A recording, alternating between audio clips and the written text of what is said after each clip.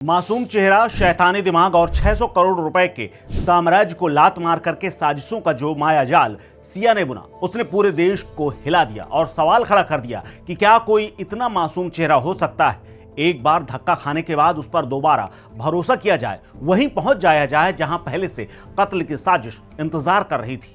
आज हम उसी खूनी साजिश की मास्टरमाइंड सिया गोयल और उसके प्रेमी चेतन चौधरी का पूरा काला चिट्ठा आपके सामने रखने जा रहे हैं। आखिरकार कैसे एक मासूम से केतन को उस खाई से धक्का दे दिया गया जहां पहले कोशिश की गई और दूसरी बार अंजाम देने के लिए अपने प्रेमी तक को लगा दिया गया। तो सबसे पहले जान लीजिए कि सिया गोयल है कौन, जिसने इतनी बड़ी घटना को अंजाम दिया और 600 करोड़ रुपए की जहां पर वो महारानी बन करके बैठ सकती थी, जिंदगी भर राज कर सकती थी, उसको उसने एक बार में ठुकरा दिया। दरअसल सिया गोयल महाराष्ट्र के पुणे शहर की एक बेहद संपन्न और समृद्ध बिजनेस फैमिली से बिलोंग करती है, जिसके परिवार में उसके माँ बाप, उसका भाई और उसकी बुआ रहती है। सिया का परिवार पुणे के बिबवेवाड़ी इलाके में रहता है। सिया मारवाड़ी परिवार से आती है और इसीलिए उनका पूरा परिवार सालों से व्यापार में ही था।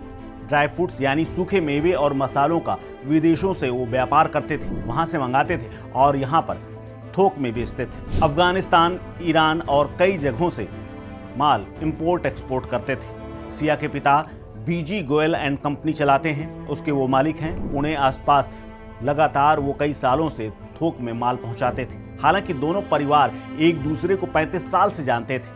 सिया के परिवार पर आरोप है कि सिया के चेतन के साथ रिलेशनशिप को उन्होंने छिपाया और छिपा करके शादी करने की तैयारी कर रखी थी। पड़ोसी ये भी बताते हैं कि सिया का परिवार यूं तो सामान्य परिवार है, बिजनेस घराना है, कोई पुरानी विवादास्पद छवि नहीं है, सामान्य तरीके से रहते हैं। शहर में उनका बड़ा मकान है, लेकिन वारदात के बाद से खाली पड़ा है। पढ़ाई लिखाई में एवरेज 20 साल की सिया गोयल ने पुणे से ही एक कॉलेज से कॉमर्स की डिग्री ली। वो खुद एक बेकरी चलाती है और इसी बिजनेस के चलते प्रेमी चेतन चौधरी के संपर्क में करीब 1 साल पहले आई थी। हालांकि मंगेतर केतन अग्रवाल के सामने इस परिवार की हैसियत बिल्कुल नहीं है। जितना अग्रवाल परिवार संपन्न है, 600 करोड़ का पूरा कारोबार है, केतन उसका असली दावेदार था और सिया भी इसी की दावेदार बनती। केतन का परिवार सालों से रियल एस्टेट के बिजनेस में है और अच्छा खासा चमकता हुआ बिजनेस है।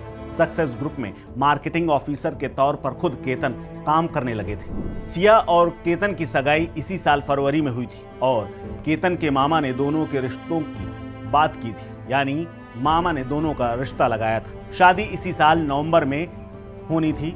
उदयपुर से लेकर के जयपुर तक के तमाम महलों को बुक किया गया था, तमाम जगह शूटिंग होनी थी।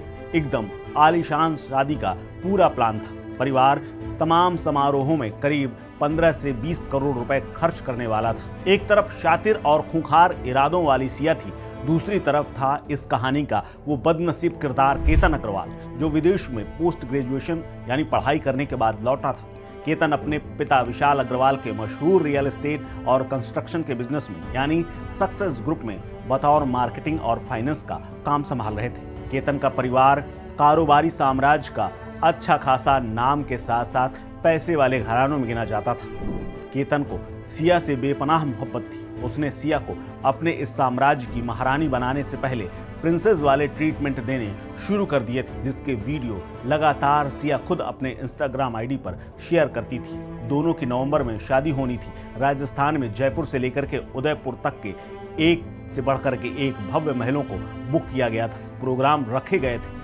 इसके अलावा वेडिंग प्लानर को करीब 17 करोड़ रुपए का कॉन्ट्रैक्ट दे दिया गया था, जिसमें उसने पैलेस बुक किए थे। खास मेहमानों के लिए व्यवस्था थी। बारातियों को लाने और ले जाने के लिए 2 प्राइवेट जेट्स बुक किए गए थे। सिया को केतन का पैसा नहीं, बल्कि अपने प्रेमी चेतन चौधरी के साथ मिलना जुलना और उसके साथ उठना बैठना ज्यादा पसंद था। केतन सिर्फ उसके लिए चेतन और उन दोनों के बीच में रोड़े से ज्यादा कुछ नहीं था। सिया और केतन एक प्री वेडिंग प्लान करते हुए बाली के ट्रिप करने वाले थे। सब कुछ बुक हो चुका था। केतन और सिया दोनों निकल चुके थे, लेकिन सिया ने बेहद शातिर तरीके से अचानक से केतन का पासपोर्ट चोरी कर लिया और उसे कहां फेंका, कहां खुर्द-बुर्द किया, कोई नहीं जानता। केतन के परिवार का आरोप है कि पासपोर्ट सिया ने ही हो न हो चुराया हो, ताकि ट्रिप कैंसिल की जा सके और प्री वेडिंग यहीं हो, जिसके चलते उसे ठिकाने लगाया जा सके, क्योंकि बाली में उसे डर था कि वहां की पुलिस आएगी, वहां के कानून का उसे सामना करना पड़ सकता है। इसीलिए चेतन चौधरी ने पहले तो सिया को 14 जून को ही केतन को निपटा देने यानी धक्का देने का टास्क दे रखा था, लेकिन सिया उस दिन फेल हो गई और बाद में खुद को बचाने के लिए पकड़े जाने के डर से उसने सांप का नाटक रच करके खुद को संभाल लिया।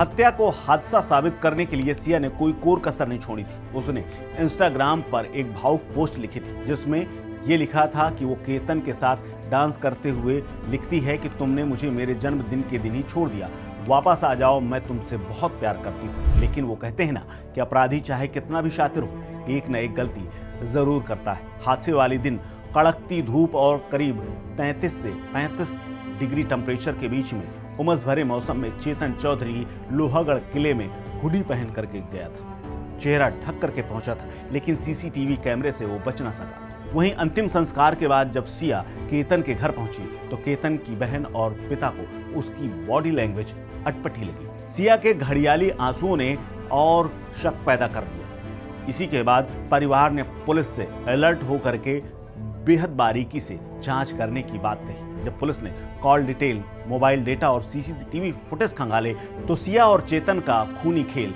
बेनकाब हो गया। दोनों लोहागढ़ में एक दूसरे को इशारे करते हुए यानी कोड वर्ड में बात करते हुए भी पकड़े गए, देखे गए। पुलिस के हत्थे चढ़ते ही दोनों रोते रहे, दोनों खुद को बेगुनाह बताते रहे। लेकिन बाद में जब पुलिस ने कॉल डिटेल और बातचीत का पूरा डेटा सामने रख दिया तो उसके बाद टूट गए, गुनाह कबूल कर लिया। पुलिस ने दोनों के सामने वो कॉल डिटेल रख दी जिसमें सिया ने चेतन को करीब 6 महीने में 2000 से ज्यादा कॉल की थी और टॉक टाइम यानी बातचीत का जो टाइमिंग था वो करीब 250 घंटे से ज्यादा का था। और यहीं पर सिया गोयल टूट गई। इस पूरी वारदात ने एक बार फिर से साबित कर दिया है कि इंसान कितना भी भोला क्यों ना हो, अगर उसके अंदर शैतानी ख्यालात हैं तो उसके बाद वो कुछ भी कर सकता है। सिया गोयल ने जिस प्यार का मुखौटा पहना था उसका दिल वाकई में कोयले से भी ज्यादा काला निकला। आज दोनों सलाखों के पीछे हैं और अपने अंजाम का इंतजार कर रहे हैं। लेकिन जरा सोचिए उस केतन के बारे में जो सिया से बेपनाह मोहब्बत करता था और वही सिया उससे गहरी खाई में धकेल करके रोने का नाटक करती रही। आज ये नाटक पकड़ा गया है और इस नाटक को लेकर के आप क्या सोचते हैं? शेयर कीजिए अपनी राय, अपना ओपिनियन हमारे साथ। आप देख रहे हैं स्टे ट्यून्ड।